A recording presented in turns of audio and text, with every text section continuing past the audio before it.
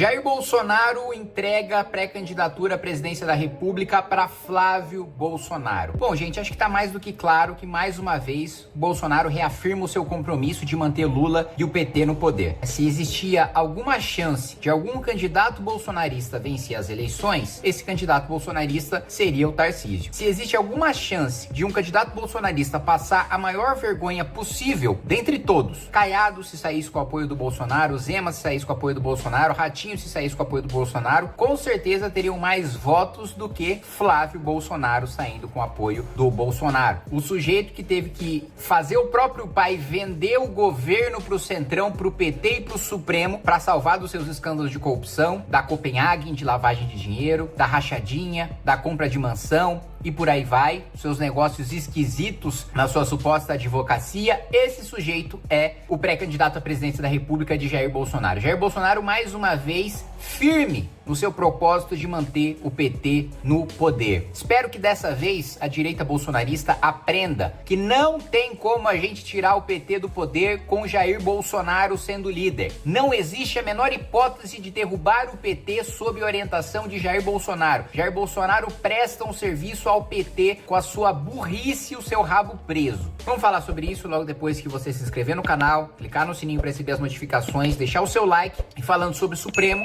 saiu meu livro Entre a Toga e a Tribuna, numa análise das intervenções do Supremo no processo legislativo. O link tá aí na descrição do vídeo. Vamos lá. Gente, Flávio Bolsonaro, tá? Pra quem não se lembra, é aquele sujeito que tinha um gabinete na Assembleia Legislativa do Rio de Janeiro, com um funcionário fantasma, com rachadinha, com uma loja da Copenhagen usada pra lavar dinheiro, e que foi o responsável por articular em favor do Supremo Tribunal Federal, retirando as assinaturas. Nós já tínhamos, eu era deputado já, nós já tínhamos as assinaturas necessárias para abrir a CPI lava-toga no Senado da República. Flávio Bolsonaro mandou tirar as assinaturas. Jair Bolsonaro mobilizou seus senadores para tirarem as assinaturas. A gente poderia ter a maior lava-jato em relação ao judiciário da história do país, e eles mataram isso por causa do rabo preso do Flávio. Jair Bolsonaro fez acordo com o PT para nomear o Procurador-Geral da República petista, que depois acabou denunciando os próprios bolsonaristas, virou um verdadeiro tiro no pé, o que qualquer pessoa com mínimo de capacidade cognitiva saberia que o melhor amigo do José Dirceu, obviamente, ia se voltar contra os bolsonaristas depois de nomeado PGR. Mas Jair Bolsonaro achou por bem nomear o Augusto Aras para blindar o Flávio e acabar com a Operação Lava Jato. E assim ele fez. Achou por bem também nomear 2 ministros do Supremo, um ministro supremo responsável por permitir que o Lula utilizasse as provas ilícitas do hackeamento do celular de Sérgio Moro e de Deltan Dallagnol para anular a Operação Lava Jato e ter de volta os seus direitos políticos. Isso é sempre bom ressaltar. Lula não teria disputado as últimas eleições se o Bolsonaro não tivesse nomeado Cássio Nunes para o Supremo Tribunal Federal. Entendam isso. Vocês podem amar, idolatrar o Bolsonaro. Nada disso muda os fatos. Nada disso muda que não fosse a atitude de Jair Bolsonaro,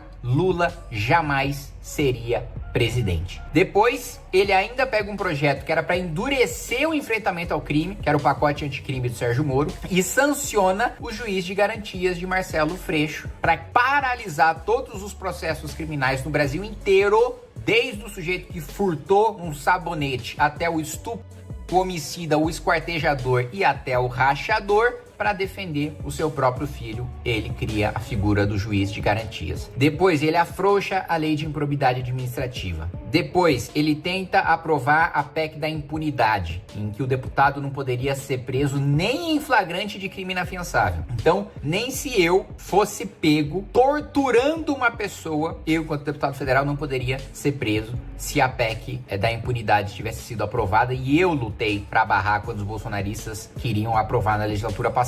Nós tivemos também a PEC da vingança, em que o número de indicações políticas para o Conselho Nacional do Ministério Público aumentou, porque o Bolsonaro queria colocar mais indicações políticas para perseguir promotores que investigavam escândalos de corrupção, como foi o caso dos promotores do Ministério Público do Rio de Janeiro, que desmantelaram o esquema de rachadinha de lavagem de dinheiro de Flávio Bolsonaro na Assembleia Legislativa do Rio de Janeiro. Vocês estão entendendo que Bolsonaro escolheu o candidato preferido do Lula Lula agora tá soltando rojão, tá estourando champanhe. O camisa 10 do Lula deixou de ser Eduardo Bolsonaro para ser Jair Bolsonaro. Lula não poderia escolher coisa melhor para acontecer. Se o Lula tivesse, sei lá, um gênio da lâmpada que ele pudesse fazer um pedido, né? Ó, faz um pedido aí que não seja você vencer a reeleição, mas que possa te ajudar a vencer a reeleição. Ó, se você pudesse escolher entre o PIB crescer 10% nesse ano, se você pudesse escolher entre o número de assaltos ir para 0 nesse ano, ou se você pudesse escolher que o Flávio Bolsonaro fosse o candidato dos bolsonaristas para disputar contra você, Lula ia escolher o Flávio Bolsonaro. Lula, assim, não tem PIB de 10%, não tem segurança resolvida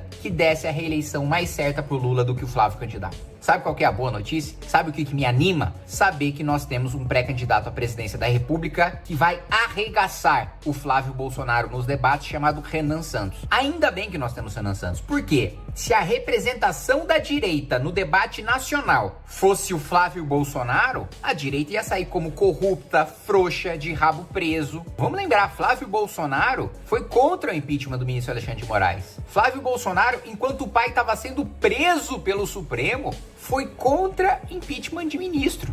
Coisa. Ele também fez nas afirmações deste fim de semana uma defesa do impeachment do ministro Alexandre de Moraes. O senhor endossa? Olha, vamos por partes. Eu, primeiro, sempre que eu puder, eu vou buscar sempre o diálogo. Não acho que o caminho de fazer impeachment de ministro é o que vai resolver o problema do Brasil. Eu sempre acreditei, e eu continuo acreditando, Rosiane, numa autorregulação do próprio Supremo. E eu acho que essa é uma excelente oportunidade para que o Supremo tente retomar as rédeas da corte, parar de ser toda hora sugada para dentro de uma discussão que não é institucional, relativa apenas a um ministro, para que as coisas voltem à normalidade. Só vão voltar à normalidade quando esses inquéritos todos forem arquivados.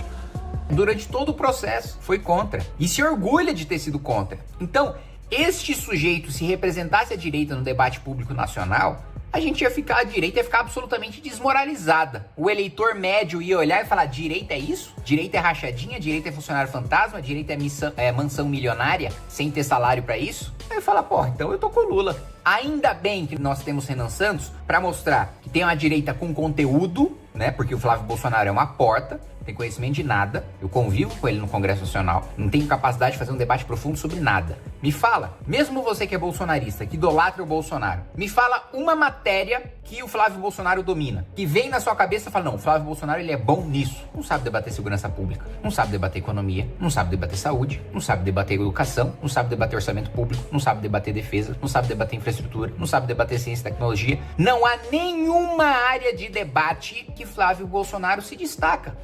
Você parou pra pensar aí? Você que é um idólatra do Bolsonaro, parou pra refletir que você é incapaz de pensar um tema em que o Flávio Bolsonaro se destaque? Porque não existe. Então ele não tem a profundidade. Ainda bem que nós temos o Renan Santos com o melhor programa pro país no livro amarelo do Partido Missão. 2, não tem coragem.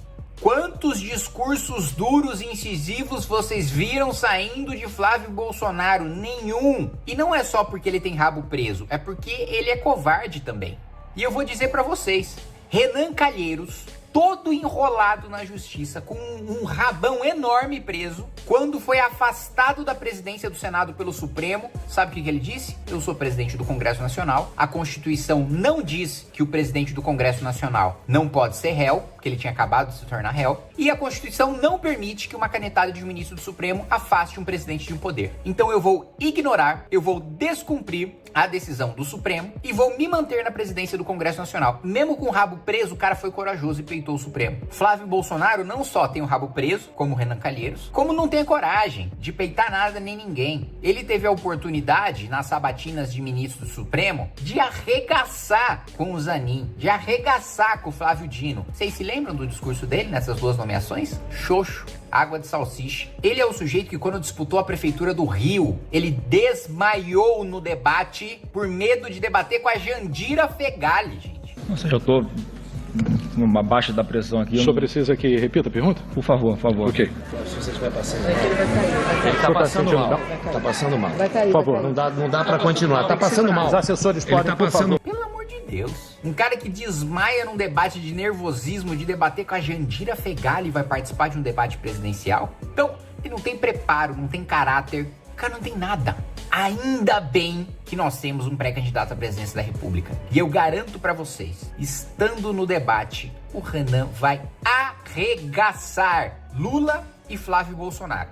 Anotem o que eu tô dizendo. Muitas pessoas vão falar, é piada, 2%, não sei o quê. Ninguém acreditava que o Lula ia ganhar a eleição no começo. Ninguém acreditava que Jair Bolsonaro ia ganhar a eleição no começo. Na Prefeitura de São Paulo, ninguém acreditava que o João Dória ia ganhar a sua primeira eleição. Então, assim, é muito comum quem ninguém acredita acabar vencendo. E esse vai ser o caso de Renan Santos. Quando isso daqui a exatamente um ano, quando Renan Santos estiver eleito presidente da República, vai parecer óbvio. Porra, é claro que um cara mais preparado, mais corajoso, um outsider, iria vencer a presidência. Agora, neste exato momento, quando eu tô falando isso, gravando esse vídeo, dia 5 de dezembro de 2025, parece loucura pra quem é de fora e não tá acompanhando de perto o MBL e o Partido Missão. Daqui a um ano, você vai ver quem que é o louco.